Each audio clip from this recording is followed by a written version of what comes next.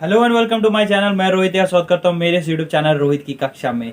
I guess मैं काफ़ी late हो चुका हूँ, 24 घंटे से ज़्यादा ही मैं डिले हो चुका हूँ इस अपडेट को देने के लिए। जो नीट यूजी की काउंसलिंग, जो नीट एग्जामिनेशंस आपने दिए हैं यूजी के लिए, एमबीबीएस के सीट्स के लिए, बीडीएस के सीट्स के लिए, झारखंड के स्टेट कोटा सीट्स में, मैं सेंट्रल कोटा सीट्स की बिल्कुल नहीं बात कर रहा हूँ, मैं जीसी से भी काउंसलिंग की बात कर रहा हूँ। जो स्टेट कोटा सीट्स होती हैं रेम्स में, एमजीएम में, पीएमसी, जो नाम बदल गया था बात का, शहीद निर्मल महतो हो गया, फिर पलामू का, फिर उसके बाद आपका हजारीबाग का मेडिकल कॉलेज, ये सब में जो एडमिशन्स की जो प्रक्रिया वो स्टार्ट हो चुकी हैं।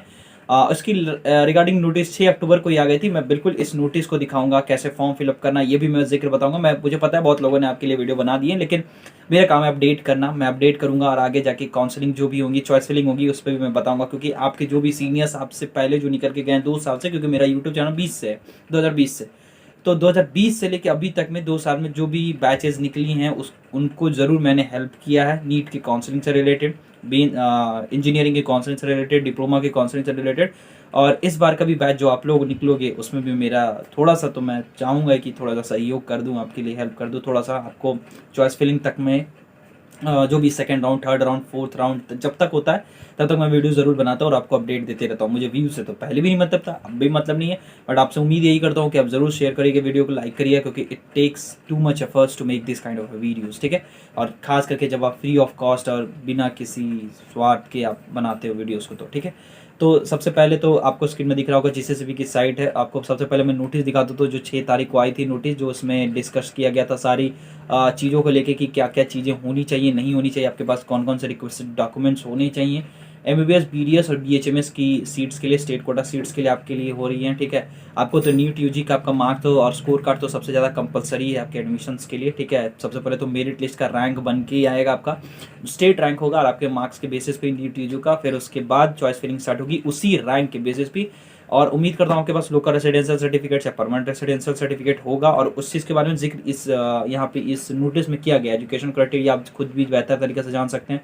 रेसिडेंशियल क्राइटेरिया में मैंने लोकल रेसिडेंस बोला, उसमें ये मेमोरेंडम मेंशन्ड होना ही चाहिए आपके पास, वरना वैलिड नहीं है, ठीक है। रिजर्वेशन कास्ट बेसिस का भी मेमोरेंडम यहाँ पे दिया हुआ है, वो सब चीज़ आपके पास होनी चाहिए। और BC1 और BC2 का अगर आपके पास कोई भी सर्टिफिकेट है तो उसमें क्लियरली वो चीज़ मेंशन होना चाहिए कि आप क्रीमी लेयर से बिलोंग नहीं करते, तभी वो BC1 BC2 का सर्टिफिकेट वैलिड माना जाएगा, ठीक है। EWS का भी मेमोरेंडम यहाँ मेंशन्ड है, पर्सन विद डिसेबिलिटीज का मेमोरेंडम मेंशन्ड है, सब चीज़ें यहाँ पे क्लियरली मेंशन्ड है। और बहुत सारी चीज़ें यहाँ पे, एप्लीकेशन फॉर्म आपका 8 तारीख से स्टार्ट हो चुका है, 14 तारीख तक है, 15-16 को आप एडिट कर सकते हैं। कुछ कुछ कैंडिडेट्स जो भी आप कुछ गलती हो जाता है तो करने के लिए, लेकिन फ़ोन नंबर, ईमेल आईडी, नाम, डेट ऑफ बर्थ, ये सब चीज़ें नहीं एडिट हो पाएंगी, क्योंकि ये सब चीज़ें बहुत इंपॉर्टेंट होती है। तो उम्मीद करता हूँ आप ये सब चीज़ों में तो बिल्कुल भी गलती नहीं करिएगा, ध्यान से बैठ के भरिएगा। आपकी फीस स्ट्रक्चर दी गई है, फीस मतलब फॉर्म फिलअप की फीस जो दी गई है ये 1 टाइम ही है, और एक बार अगर आप रजिस्ट्रेशन कर देते हो तो आगे जितने भी चॉइस फिलिंग आप करोगे आपको दोबारा ये सब चीज़ें नहीं करनी पड़ेगी। हाँ, काउंसलिंग फी बार बार देना पड़ेगा जितने बार भी आप आगे करते हो, बट रजिस्ट्रेशन आपको एक बार करना है, क्योंकि मेरिट लिस्ट में अगर आपका रैंक नहीं आता है तो आप स्टेट काउंसलिंग के किसी भी आगे चलने वाली काउंसलिंग में इस साल के बैच में तो हिस्सा नहीं ले पाओगे, तो आपको स्टेट रैंक में आना ही पड़ेगा। तो इसके लिए आपको अप्लाई करना पड़ेगा। 500 रुपये जनरल EWS BC1 BC2, और बाकी SC ST candidates, female candidates किसी भी कैटेगरी के लिए 250, और दिव्यांग कैटेगरी किसी के भी कैंडिडेट किसी भी कैटेगरी के हैं तो 0, ठीक है। उसके बाद आपको यहाँ पे साफ साफ लिखा हुआ कि it is mandatory for the candidate to upload score card of national eligibility cum interested NEET UG की। आपको स्कोर कार्ड तो अपलोड ही करनी पड़ेगी, उस बेसिस पे उनको क्लैरिफिकेशन के लिए कि आपके सच में उतने मार्क्स आएंगे नहीं, क्योंकि आप तो अपना मार्क्स डालोगे तो उनको प्रूफ के लिए चाहिए ना। तो ये चीज़ें हो गई। अब बात कर लेते हैं कि कहाँ जाके आप अप्लाई करोगे। तो click here for all online application submission में जाना, ठीक है। उसके बाद इस तरह का पोर्टल ओपन होगा, एकदम चुपचाप से नीचे स्क्रॉल डाउन कर लेना। नीट यूजी का application for preparation of state merit list on the basis of NEET, यहाँ पे आप क्लिक करना। यहाँ पे साफ साफ दिख रहा है 8 से 14 अक्टूबर, 15-16 अक्टूबर का आपका एडिट है, 17 अक्टूबर का publication of state merit list है। उसके बाद आपको इट इज वहाँ पे सब कुछ मैंडेटरी लिखा हुआ है कि सब कुछ चीज़ें। एक चीज़ और, आप जब ईमेल आईडी अपना डालोगे तो जरूरी नहीं कि ईमेल आईडी उनका मेन इनबॉक्स में है, हो सकता है कि स्पैम में भी जाए, तो आप स्पैम में जरूर चेक करना अपनी ईमेल आईडी, ठीक है। आपको क्या करना है, एप्लीकेंट लॉगिन में नहीं जाना है, अप्लाई ऑनलाइन में जाना है, ठीक है। अप्लाई ऑनलाइन में जाना, सबसे पहले अपना name, email ID, phone number, create password, कोई कंफर्म पासवर्ड डालना, चुपचाप से 8 डिजिट का ही पासवर्ड डालना, ठीक है, जिसमें कुछ स्पेशल कैरेक्टर्स बिल्कुल भी मत डालना, ठीक है। शायद मेरे ख्याल से यही होगा, क्योंकि इनका ये रूल है। मैं देखो यहाँ पे देखो, password contains 8 characters with at least only 8 characters, यहाँ पे एटलीस्ट कुछ नहीं लिखा हुआ है, ठीक है। एटलीस्ट सिर्फ इस चीज के लिखा है कि एक अपर केस, एक लोअर केस, एक स्पेशल कैरेक्टर और नंबर हो सकता है, ठीक है। तो इस तरह का कोई पासवर्ड आप रख लेना, बाकी आप अपना सबमिट करो, फिर उसके आगे मैं दिखाता हूँ कि कैसे चीजें आगे वर्क करेंगे, ठीक है।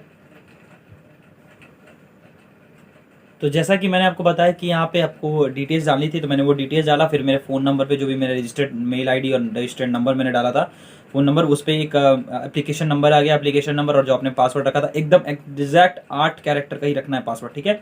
तो वो रखने के बाद आपका फिर इस तरह का ऊपर father's name, mother's name, family income, ये सब, डेट ऑफ बर्थ, ये सब चूज करने का था। उसके जस्ट नीचे आप स्क्रॉल डाउन करोगे तो नीट यूजी का आपका डिटेल्स आना, application number, roll number, percentile जो भी स्कोर आया, नीट यूजी का ऑल इंडिया रैंक आपकी कितनी आई है। डोमिसाइल स्टेटस पे हम लोग बात कर लेते हैं। डोमिसाइल स्टेटस में 2 ऑप्शन यहाँ पे देखने को मिलेंगे आपको, परमानेंट रेसिडेंशियल, पहले तो हाँ आप यहाँ लोकल रेसिडेंशियल, परमानेंट रेसिडेंशियल है।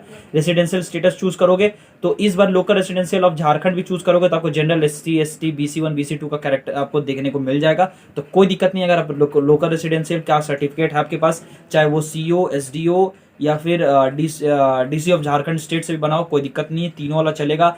2016 के बाद से चलेगा, लेकिन उम्मीद करता हूँ कि आपके पास कोई रिसेंट वाला बना होगा 2019 के बाद वाला तो ज़्यादा बेहतर है, वरना कोई दिक्कत ऐसी बड़ी वाली बात नहीं है। लेकिन बहुत लोग रिजेक्ट भी कर सकते हैं, इस चीज़ का खतरा हमेशा रहता है, ठीक है। तो आप लोकल रेसिडेंशियल भी अगर आपके पास है तो आप जनरल भी चूज करेंगे तो भी आपको EWS का ऑप्शन देखने को मिलेगा, तो आप यस कर सकते हैं। वरना अगर आप लोकल रेसिडेंशियल सर्टिफिकेट में अगर आपके पास BC1 का सर्टिफिकेट तो भी आप चूज कर सकते हैं, ठीक है। BC2 का BC2 चूज करिए, SC, ST जो भी है आप चूज करिए। प्रिमिटिव ग्रुप में क्या है ये भी आपके यहाँ पे दिया गया। अदर्स है तो अदर्स डालोगे तो हो सकता है यहाँ पे आपको नाम डालने का ऑप्शन नहीं है, तो अदर्स आप डाल के भी चूज कर सकते हो अगर आपका यहाँ पे गिवन कैटेगरी यहाँ पे नहीं है तो, ठीक है। तो ये चीजें SC चूज करोगे तो वो भी आप देख सकते हो। ये सब लोकल रेसिडेंशियल ऑफ झारखंड में, ठीक है। अगर आप परमानेंट चूज करते हो तो परमानेंट के भी अपनी चीजें हैं, परमानेंट आप जाओ, जनरल चूज करो, यहाँ पे आपको EWS मिल गया। तो आपके पास जो भी सर्टिफिकेट है इस बार वैलिड कर दिया गया, पिछले बार तक ये चीजें नहीं थी, इस बार सुधार बहुत अच्छा किया गया, ठीक है। ये डिटेल्स है। अब बाकी अपना क्वालिफिकेशन डिटेल्स डालें, 12th का अपना डिटेल्स डालें, इंग्लिश में आपका कितना है, फिजिक्स, केमिस्ट्री, बायोलॉजी में कितने मार्क्स आए हैं, वो परसेंटेजेस, मतलब आप अपना ऑब्टेन मार्क्स और मैक्सिमम मार्क्स डालेंगे, वो परसेंटेजेस अपने आप वो कैलकुलेट कर लेंगे। फिर आप अपना एड्रेस डालिए, अपना अपलोड इमेज करिए, कौन सा नीट UG 2022 का आप एप्लीकेशन फॉर्म अपना अपलोड करें, एप्लीकेंट सिग्नेचर आप अपना अपलोड करें, कंफर्मेशन पेज आप अपना डाउनलोड, मतलब अपना कंफर्मेशन पेज जो आपका नीट UG का था वो आप अपलोड करिए वहां पे, और स्कोर कार्ड अपना नीट UG का, ठीक है। तो ये चीजें हैं। ऊपर में आपको यहाँ पे अपलोड करना है अपना फोटो, ठीक है, जो आपका पासपोर्ट साइज फोटो 50 KB तक के साइज का होना चाहिए। अगर आप नहीं जानते कहाँ से करना है तो आप फोटो रिड्यूसर गूगल में करिएगा, तो वहां से जाके आप एडिट कर सकते हैं, ठीक है, अपने फोटो का। फिर उसके बाद अपना सिग्नेचर आप अपलोड करें, जो कि इसका भी साइज 50 KB तक होना चाहिए। उसके बाद जो attach confirmation page of NEET UG 2022 है, मतलब जो आपने एप्लीकेशन फॉर्म फिलअप किया था ना नीट UG का, तो जो उसका एक प्रिंट निकलता है ना एप्लीकेशन फॉर्म का, वो कंफर्मेशन पेज कहलाता है, ठीक है। तो वो कंफर्मेशन पेज को आप वहां पे आप PDF के फॉर्मेट में, ठीक है, वो PDF के फॉर्मेट में, फोटो और सिग्नेचर JPG, और ये कंफर्मेशन पेज आप PDF के फॉर्मेट में अपलोड करिए। PDF फॉर्मेट का साइज दिया गया 5 MB से साइज का ज्यादा का नहीं होना चाहिए, तो उसका भी अगर आप रिड्यूस करना चाहते हैं तो PDF रिसाइजर करके गूगल में आप सर्च कर लिए, ठीक है। तो यहाँ पे ये कंफर्मेशन पेज में आप अपलोड कर दीजिएगा। उसी तरह स्कोर कार्ड अपना नीट UG का जो रिजल्ट आपका आया वो भी PDF के फॉर्मेट में उसको आप अपलोड वहां कर दीजिएगा। फिर उसके बाद ये सब चीजों करने के बाद, डिक्लेरेशन करने के बाद सेव करिएगा। उसके आगे आपको जरूरत आपको पेमेंट करने का ऑप्शन आएगा। मेरे पास तो ये सब चीजें हैं नहीं, क्योंकि कोई कैंडिडेट का मेरे पास आईडी नहीं है, बट मैंने आपको दिखा दिया कैसे क्या चीजें हैं। ये सब डिक्लेरेशन करके सेव करिएगा, आगे जाके आपको पेमेंट मिलेगा। पेमेंट आपको मैंने बता दिया 500 या 250 रुपये, या 0 फीस भी लग सकती है। वो जो कैटेगरीज वहाँ पे डिफाइन की गई थी, ये नोटिस के आधार पे मैं अगर बात कर लूँ तो ये जो फीस स्ट्रक्चर है वो अगर आप जल्दी से ये फिल कर लें और उसके बाद आप जाके पेमेंट करें। पेमेंट के बाद जो कंफर्मेशन पेज निकल के आएगी, प्रिंट आप करके अपने पास सेव रख लियो, ठीक है। आप अगर आपके पास लैपटॉप है तो लैपटॉप करिए, फोन से बिल्कुल मत करिएगा, फोन से बहुत दिक्कत होता है, डेस्कटॉप साइड करके भी करने में बहुत दिक्कत होगा। तो साइबर कैफे जाइए, या आपके पास डेस्कटॉप या लैपटॉप है तो बहुत बढ़िया बात है, ठीक है।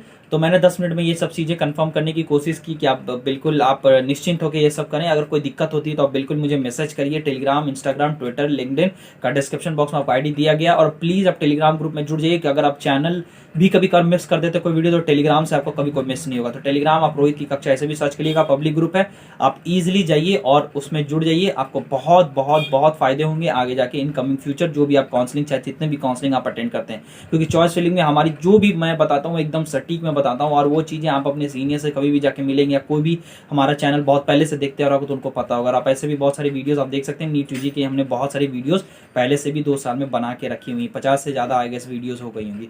तो उम्मीद करता हूँ कि आप भी इसी तरह भरोसा बनाए रखेंगे और लंबा इस काउंसलिंग में हमारा सफर रहेगा। तो मिलता हूँ आपसे आगे के वीडियोस में, तब तक के लिए आप अपना ख्याल रखें, सेफ रहें, सुरक्षित रहें guys. Thank you, have a nice day.